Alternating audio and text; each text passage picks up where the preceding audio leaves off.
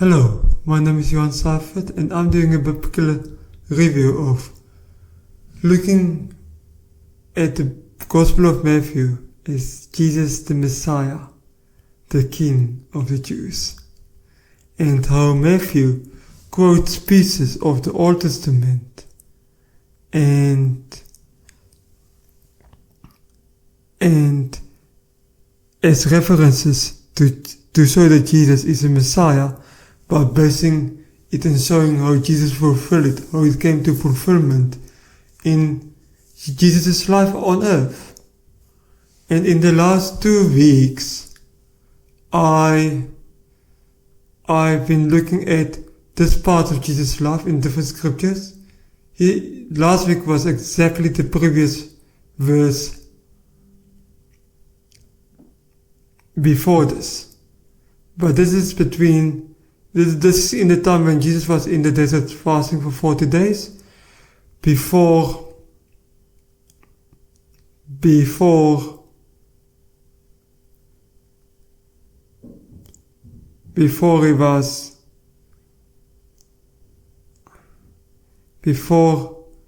was starting his ministry on earth, and also just after his baptism with John the Baptist. And let's look at the scripture in Matthew 4 verse 7. Jesus said to him, "Again it is written, you shall not put the Lord your God to the test." It is just before when the devil came to Jesus and he said, "Throw yourself down this mountain, this cliff where they stood. You don't have nothing to worry." The God said in Psalm 91, He will take care of you, so just do anything silly, doesn't matter what you're doing, God will protect you. So what's the issue? But God gave us all a free will.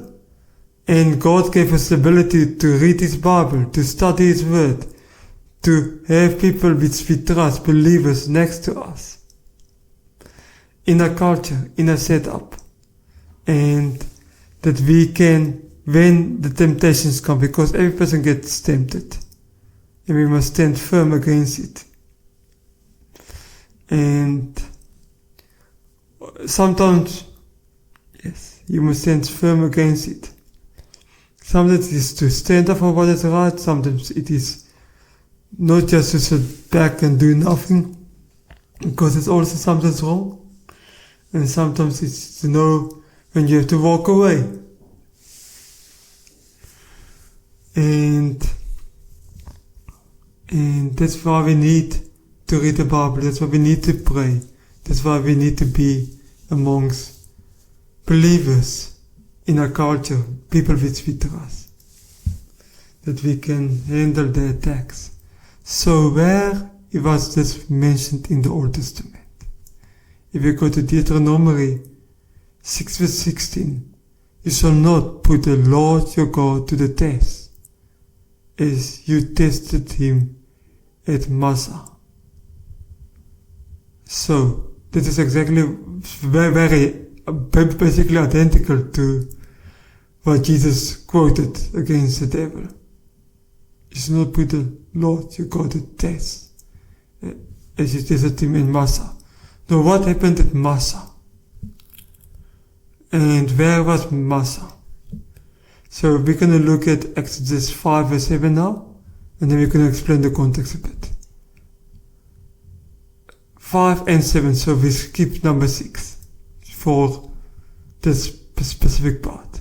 And the Lord said to Moses, "Pass on before the people, taking with you some of the elders of Israel, but you can read everything, and take in your hand the staff which you struck the Nile, and go."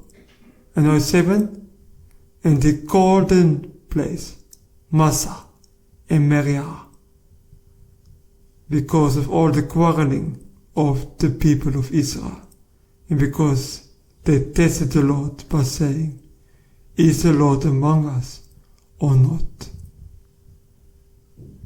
So, where it happened, you can go and read all 7 scriptures of Exodus 1 to 7, but this is where the Israelites were traveling in the desert from Egypt to Canaan, the promised land which God has promised them.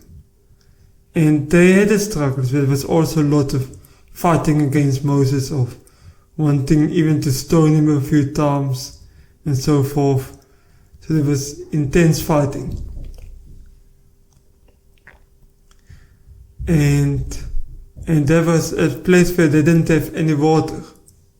So God asked Moses to go and strike the rock with the staff he used which God used through Moses to open the Red Sea, that the Israelites can go through it and be rescued from the Egyptians once and for all. So then he struck it, the water came out and they drank water. And that was happened at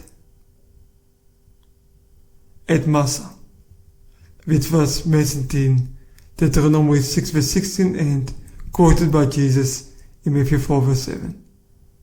So we shouldn't quarrel, we shouldn't fight, we shouldn't say we must do our work and trust that God will do the rest. We can only do our work, but we shouldn't fight against God.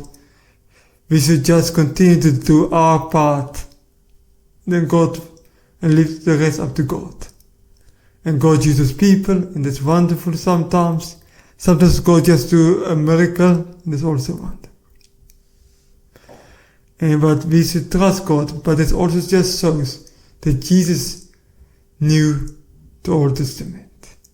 And all these scriptures which he used to quote proves that he validates the Old Testament. He doesn't say, Old Testament gone, I'm here, I'm the man. No, the Old Testament is so important for God. Like the book George MacDonald said, evidence that commands a verdict. It's just there are stories in the air, facts. Jesus, we need, because we want to know the truth. We all want to know the truth. And God has given us the truth. And Jesus is shown in the light of the book, the Gospel of Matthew. He quotes the truth.